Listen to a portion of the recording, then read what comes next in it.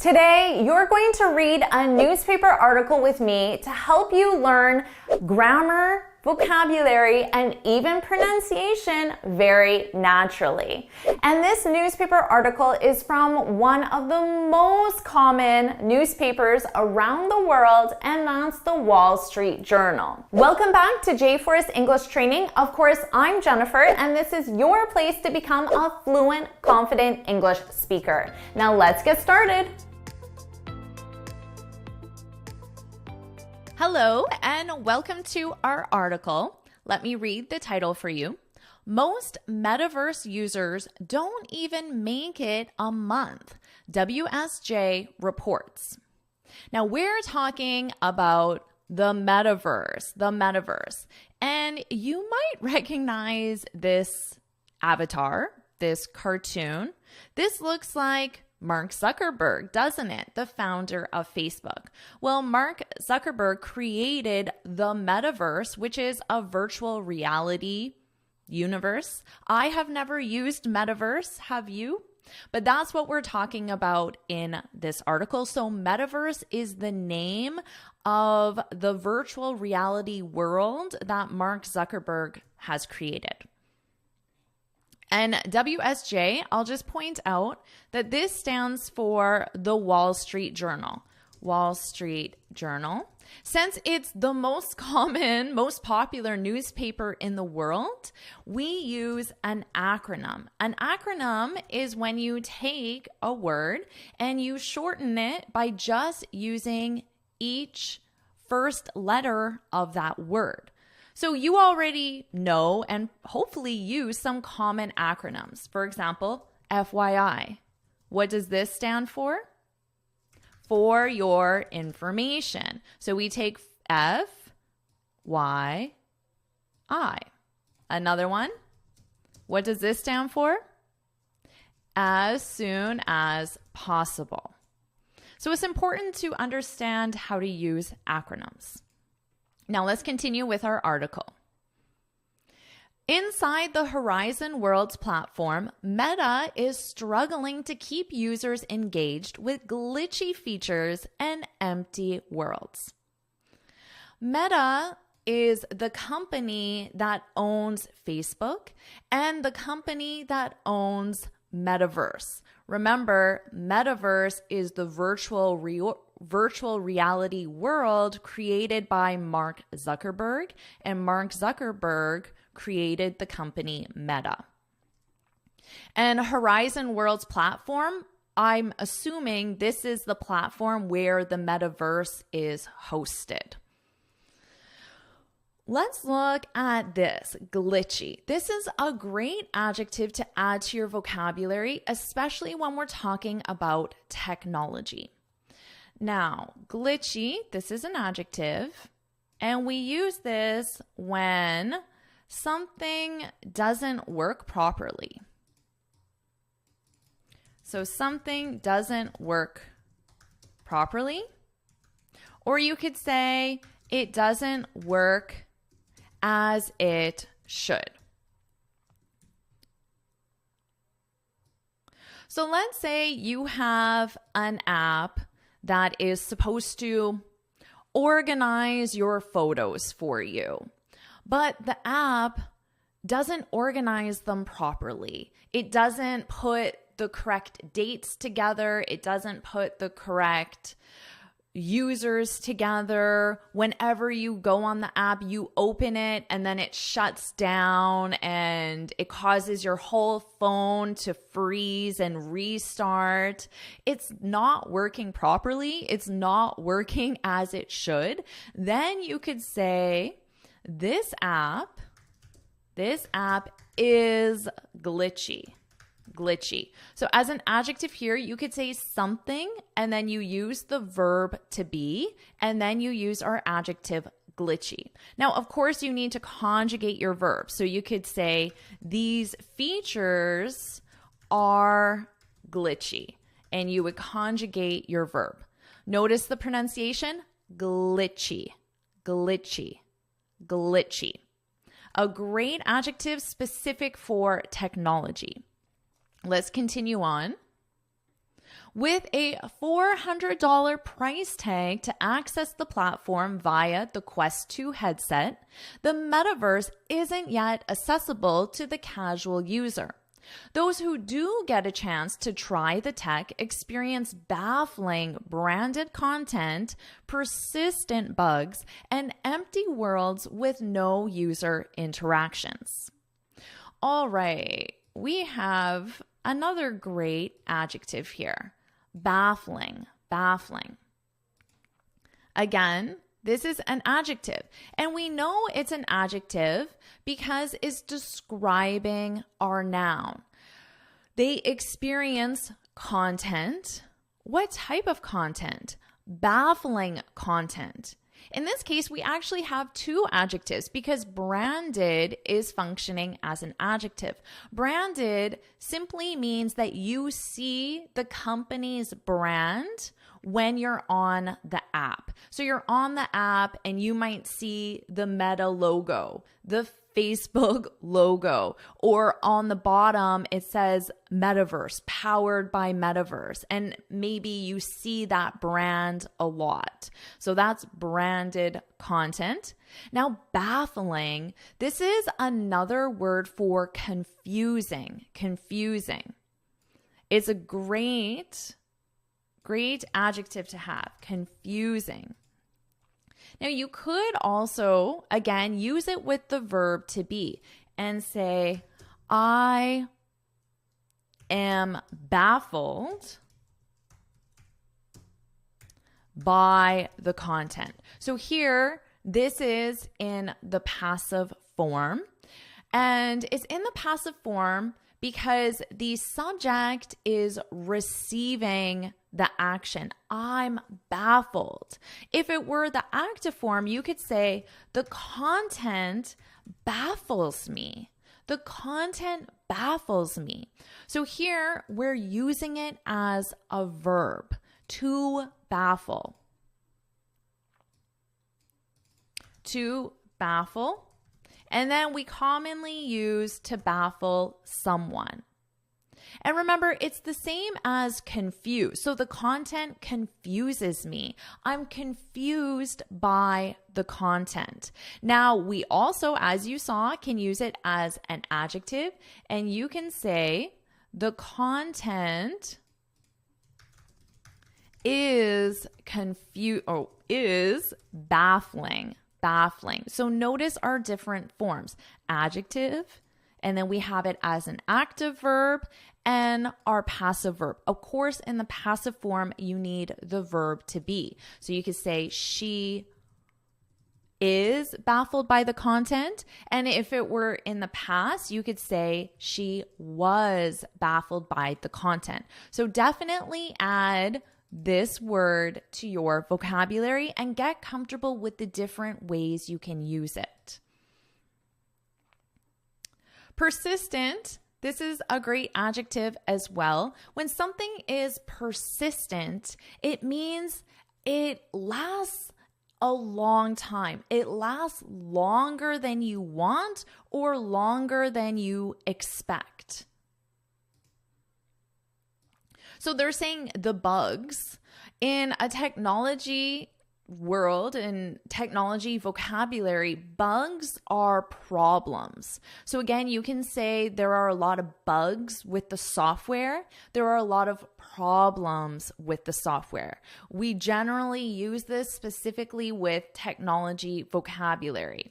So persistent bugs, this means bugs that last a long time, longer than expected, needed, or wanted. So persistent bugs. That's a great adjective as well. Let's start our next paragraph. Even employees appear not to enjoy the platform, saying there is a quality problem. Last month, In response to user complaints, Meta put the Horizon platform into lockdown, pausing the rollout of new features while it works to improve the user experience of existing elements in the virtual reality world, the Wall Street Journal reported. So remember here, we have our acronym, which was WSJ. You just take the first letter from each word. The Wall Street Journal, the WSJ reported. Now, everyone knows what lockdown is because, of course, we all experience that. So, when you put the platform into lockdown, you're basically freezing it. You're not allowing anything new to happen. You're keeping it in a static state. This is a great expression here. The rollout of. This means the introduction of new features. So introduction. So for example, we could say the company is rolling out new features this month. Our phrasal verb roll out, this simply means introduce.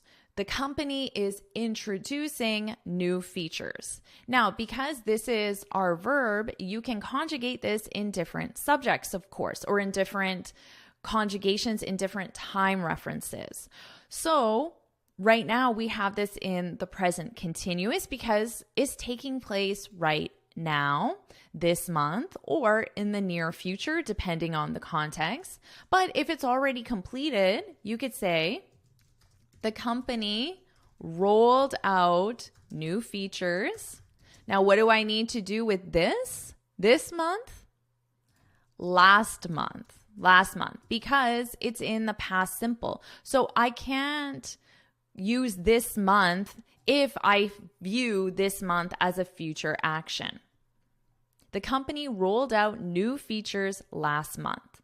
Technically, I could say this month if, for example, right now it is the 15th, for example, but the features were introduced on the 5th. Now, that is in the past, but it's still this month. So you can say this month with a past simple as long as you're talking about a time period that is complete. That's in the past. All right, so roll out, that's a great business vocabulary. We generally use this with companies, but you could use it, for example, with the government. You could say the government plans to roll out its new tax credit next year, for example. So I want to show you our phrasal verb in a different sentence structure. Here it's in the infinitive. Plan to roll out its new tax credit. We need its without the apostrophe because it's possessive. If you have it with the apostrophe, it is, which is grammatically incorrect. It's new tax credit next year. So again, this simply means introduce. Let's continue on. Internal statistics, WSJ reported, indicate that only 9% of worlds built by users are ever visited by at least 50 people, while most never receive any visits at all. Indicate is a more formal way of saying said. Internal statistics said that. So indicate that. Now here we have it in the present simple form. Of course, you could put it in the past indicated because it's a verb. So instead of saying said, you can use indicate. That's a more formal word. Another more formal choice that's great for your academic or business vocabulary could be state. Internal statistics state that. Indicate that, state that. Those are both more formal ways of simply saying say. Only 9% of worlds built by users are ever visited by at least 50 people. So here, at least, this is taking our number and saying 50 is the minimum. At least 50. There could be more than 50, but there isn't less than 50. So you might say, we need to finish at least 50% of the project today. So this means a minimum of 50%. It's great if you finish 55%, 60%, 70%, or even 100%. That's okay. But if you finish 40%, that's not okay because you need at least 50%, a minimum of 50%. Let's continue on. Internal documents show Meta has fallen far short of its goals for regular monthly users. The company initially had set a goal of 500,000 monthly users by the end of 2022, but has changed that figure to 280,000. The documents show the platform has less than 200,000 current users. All right, so notice our numbers. I know sometimes students have difficulty with numbers. Your best thing to do is go into a numbers-based article, something with a lot of statistics, and just practice those numbers. 500, and then 3 zeros represent 1,000. 500,000. Now, we don't add an S to the number because the S is here. The plural is on users. So I do not say 500,000s. Thousands with an S at the end. I don't say that. You say 500,000 users. So our plural is on users. 280,000. Now you do not need to say and. You do not need to say 280,000. No. 280,000. And again, no S. 200,000. Again, our S is here. Let's look at this. To fall short. To fall short. This is a great expression.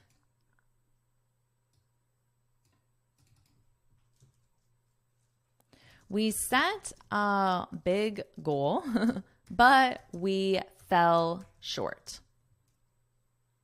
Now notice, here in the article, they say set a goal. So with goal, the verb you use is set. We don't really say I made a goal. I made a goal to reach 500,000 users. The best choice for the verb is I set a goal. I set a goal. So we set a big goal, but we fell short. What does this mean? This means you did not reach your goal. So when you fall short, you don't achieve your objective. To fall short.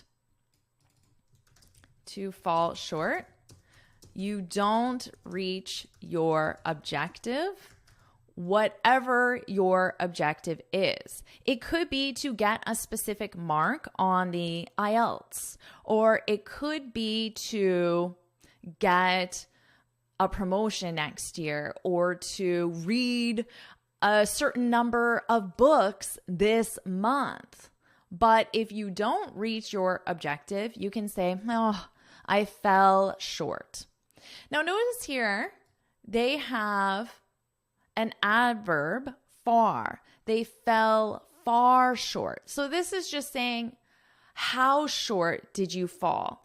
How far away were you from accomplishing the goal? So let's say the goal is here and they were way, way, way back there. You could say they fell far short. But maybe if they were close right here, you wouldn't use the word far because they were somewhat close. So for this one, I would say you don't need to use it. It isn't that commonly used, but the expression is to fall short. And notice here, what verb is it conjugated with? Meta has fallen short. Has fallen short. It's the present perfect.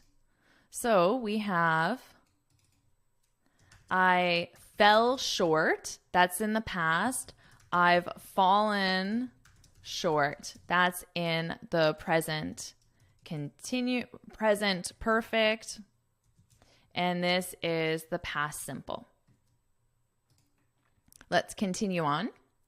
Most users generally don't return to the app after the first month, while more than half of Quest 2 headsets are out of use within 6 months, WSJ reported.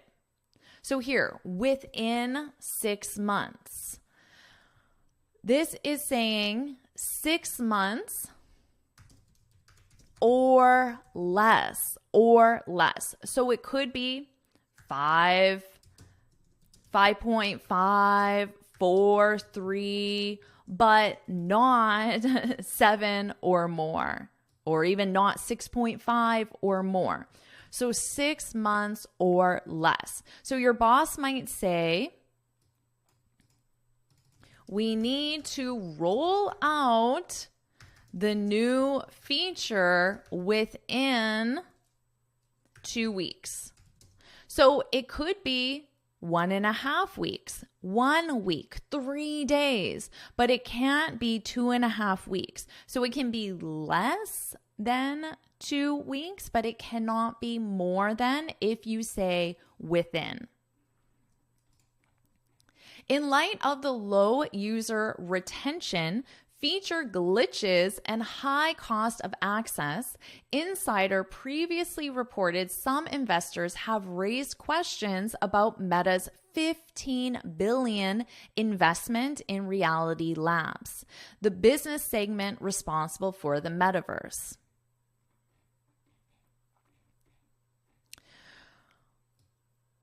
This is a great expression here. In light of, and then you have something. Now, when we use this, it means you're considering the something. So the something here is the low user retention. It's another way of saying because of. That's how you can think of it in the most simplest context. Because of the low user retention. When we consider, when we acknowledge, because of. It's a more formal way, and it's a great expression to have to your more formal vocabulary, your business vocabulary or your academic vocabulary. You can say, in light of the weather, we canceled our trip. And you probably recognize this. You probably recognize this more with because. Because of the weather, we canceled our trip. Now, this is a more everyday context. So I would likely use because of. In light of sounds a little too formal. So what I would do is probably change this to a more professional context and say, in light of the recession, we postponed the rollout. So the rollout is the introduction of the new features. Currently, it's unclear where the metaverse fits in the investment framework, WSJ reported. Dare Obasanjo, lead product manager for Horizon and the metaverse platform, wrote in a memo. We are overdue for a reassessment of how we invest and allocate resources. Let's look at this. We are overdue. The sentence structure is to be overdue for and then something. This means that the something is taking longer than you expected. The something should have happened sooner. So they're saying if they're overdue for a reassessment, it means we should have reassessed earlier. Reassessing is taking too long. So you might say, our company is overdue for a new marketing proposal. So this marketing proposal should have been introduced or rolled out sooner. It's taking too long.